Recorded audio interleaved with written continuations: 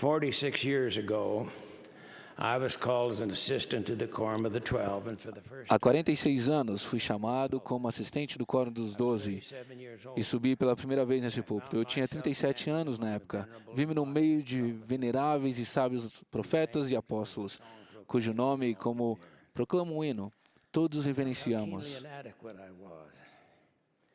Senti quão profundamente inadequado eu era. Naquele momento, aqui no tabernáculo, tive uma experiência decisiva que me deu segurança e coragem. Naquela época, a conferência da primária era realizada aqui antes da conferência geral de abril. Entrei pelo portão sul quando o hino de abertura estava sendo cantado por um grande coral de crianças da primária. A irmã Lou S. Grossberg, que fazia parte da junta geral da primária, estava regendo o coro.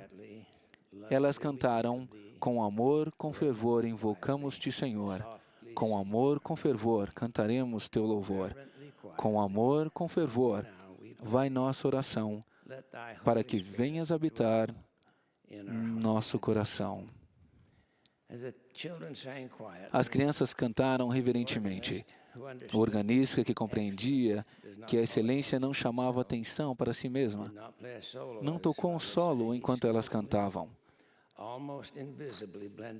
mas com muita habilidade, quase invisivelmente, combinou a voz das crianças numa melodia de inspiração e de revelação. Foi um momento decisivo. Aquilo fixou profundamente e permanentemente em minha alma o que eu mais precisava para suster-me nos anos que se seguiriam. Senti talvez o mesmo que Elias, o profeta, sentiu. Ele fechou os céus contra o iníquo rei Acabe e fugiu para uma caverna a fim de buscar o Senhor. Veio um grande e forte vento que fendia os montes e quebrava as penhas, porém o Senhor não estava no vento. E depois do vento, um terremoto. Mas também o Senhor não estava no terremoto. E depois do terremoto, um fogo. Porém também o Senhor não estava no fogo. E depois do fogo veio uma voz mansa e delicada. E sucedeu que, diz o registro, ouvindo Elias, envolveu seu rosto na sua capa e saiu para fora e pôs-se à entrada da caverna para falar com o Senhor. Senti um pouco do que os nefitas devem ter sentido quando o Senhor lhes apareceu. Ouviram uma voz que parecia vir do céu. E olharam em todas as direções, porque não entendiam a voz que ouviam. E não era uma voz áspera nem forte. Entretanto, apesar de ser uma voz mansa, penetrava-lhes até o âmago, de modo que não havia parte de seu corpo que não tremesse. Sim, penetrou-lhes na própria alma e fez-lhes arder o coração. É nessa voz mansa e delicada, ouvida por Elias e os nefitas, que o profeta Joseph Smith compreendeu quando escreveu: "Assim diz a voz mansa e delicada, que sussurra através de todas as coisas e penetra todas as coisas." Naquele momento decisivo, compreendi que a voz mansa e delicada é mais sentida do que ouvida. Se eu desse ouvidos a ela, tudo ficaria bem em meu ministério. Depois disso, tive a certeza de que o Consolador, o Espírito Santo, está ao lado de todos os que aceitam o convite de pedir, buscar e bater. Soube então que tudo ficaria bem. À medida que os anos se passaram, isso se confirmou. Aprendi também o grande poder que pode haver na música. Quando ela é apresentada reverentemente, pode se assemelhar à revelação. Às vezes acho que não se pode separá-la da voz do Senhor, a mansa voz do Espírito. Todo tipo de música digna tem o seu papel. E há incontáveis lugares onde podemos ouvi-la. Mas o tabernáculo na praça do templo é diferente de todos eles.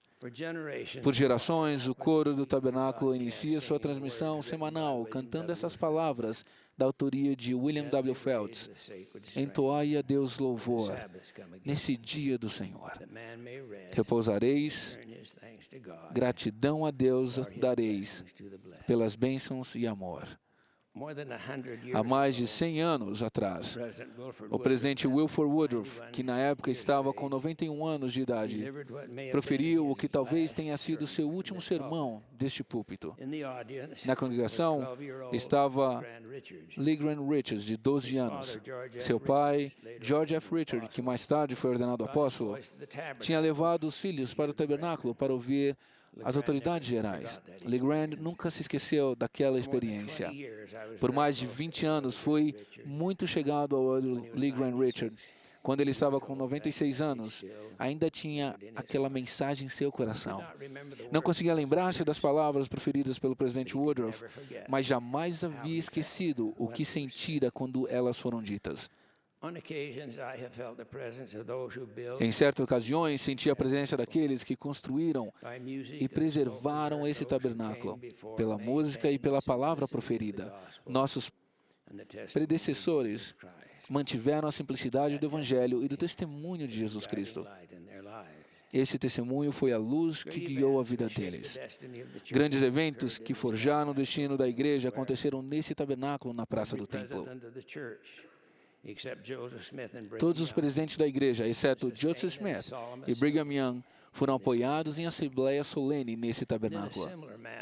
De modo semelhante, o procedimento de apoio é repetido anualmente na Conferência Geral e em cada estaca, ala e ramo, conforme exigido por revelação. O Senhor disse: a ninguém será permitido sair e pregar meu evangelho ou estabelecer a minha igreja, a não ser que tenha sido ordenado por alguém que tem autoridade e que a igreja saiba que tem autoridade e foi apropriadamente ordenado pelos dirigentes da igreja.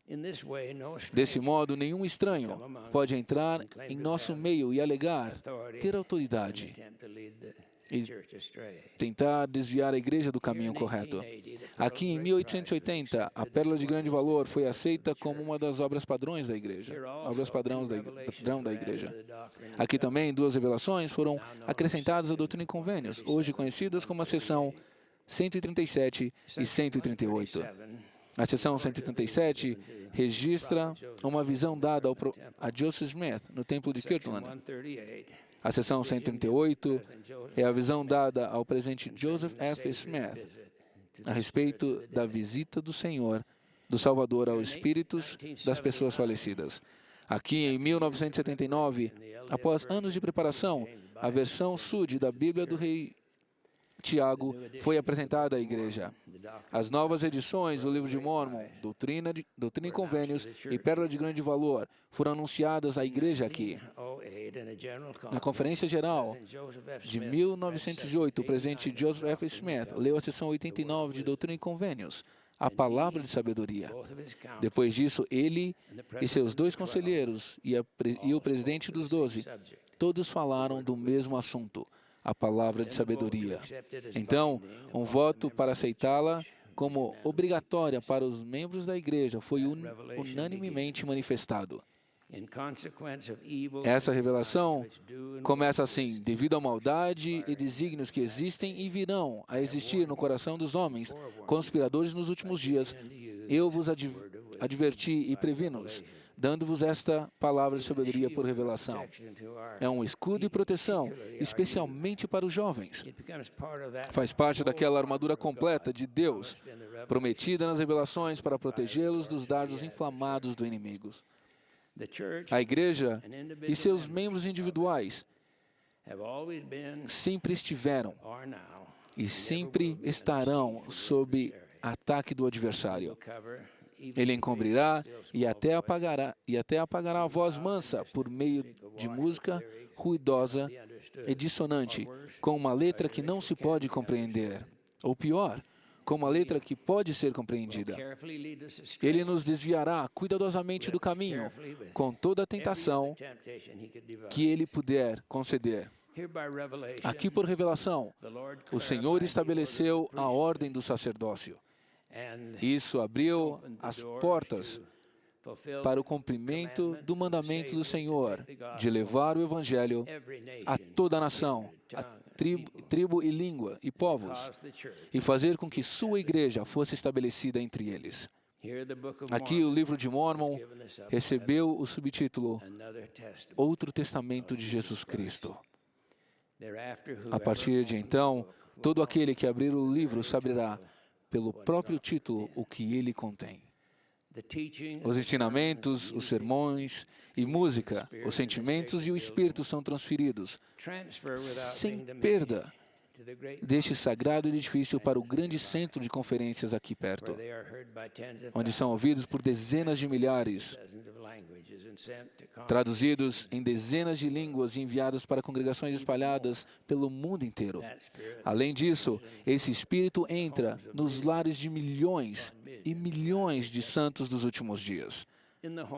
Nos lares, os pais oram pelo bem-estar de seus filhos, homens e mulheres, e como prometeu o livro de Mórmon, até as crianças podem receber o testemunho de Jesus Cristo e da restauração de seu Evangelho.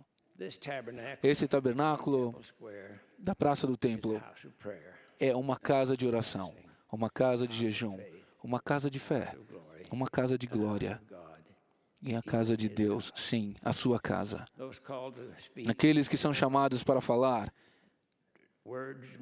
executar ou apresentar palavras, músicas ou culturas, são obrigados a apresentar coisas dignas. As Escrituras advertem que buscar o louvor dos homens é ser cuidadosamente desviados do único caminho a seguir na vida. As Escrituras nos advertem claramente o que acontece quando aspiramos às honras dos homens. Não é tanto o que é ouvido nos sermões, mas o que é sentido é o que importa. O Espírito Santo pode confirmar a todos que se colocam sob sua influência que as mensagens são verdadeiras e que esta é a Igreja de Jesus Cristo dos Santos dos últimos dias. O tabernáculo está aqui, perto do templo, como uma âncora, e tornou-se um símbolo da restauração. Foi construído por pessoas muito pobres e comuns, e é agora conhecido no mundo inteiro. O coro do tabernáculo, identificado pelo nome deste edifício, tem sido a voz da igreja por muitos anos. Que eles nunca se afastem, nem permitam ser desviados da missão central que tem as gerações. Pois geração após geração do coro iniciou e encerrou cada transmissão com uma mensagem de inspiração, rica em princípios e âncora na doutrina da restauração. Começando com entoai a Deus louvor e encerrando com qual orvalho que cintila. O tabernáculo é um dos grandes centros de música e cultura dignas do mundo. Mas, acima de tudo, é um padrão da restauração do Evangelho de Jesus Cristo.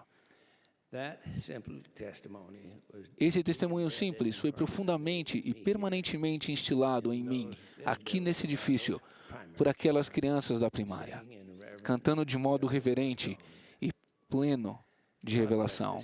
Deus abençoe esse edifício sagrado e tudo o que acontece dentro dele. Quão gratos somos por ele ter sido reformado e restaurado, sem perda de seu caráter sagrado. O Elder Parley P. Pratt, do Quórum dos 12 Apóstolos, leu essas palavras da seção 121 de Doutrina e Convênios. Que a virtude adorne teus pensamentos, incessantemente. Então, tua confiança se fortalecerá na presença de Deus, e a doutrina do sacerdócio destilar-se-á sobre tua alma como o orvalho do céu. O Espírito Santo será teu companheiro constante, e teu cetro, um cetro imutável de retidão e verdade. E teu domínio será um domínio eterno, e sem ser compelido, fluirá para ti eternamente. Profundamente tocado, ele voltou seus pensamentos para um hino, que na verdade era uma oração. Durante muitos anos, este hino foi escolhido pelo coro para encerrar essa transmissão semanal. Qual orvalho que cintila nos canteiros do vergel e os envolve brandamente, gotejando lá do céu. Faze, ó Pai onipotente, teus ensinos orvalhar, nossas almas concedendo teu eterno bem-estar. Vela sempre por teus filhos, para virem a fruir de teu trono muitas bênçãos, qual orvalho a cair. Essa prece ouve agora e derrama sobre nós tua santa influência, que revela tua voz e confessa as suas vontades. Eu presto meu testemunho que Jesus é o Cristo e que esta é sua casa, nesse dia sagrado de rededicação, em nome de Jesus Cristo. Amém.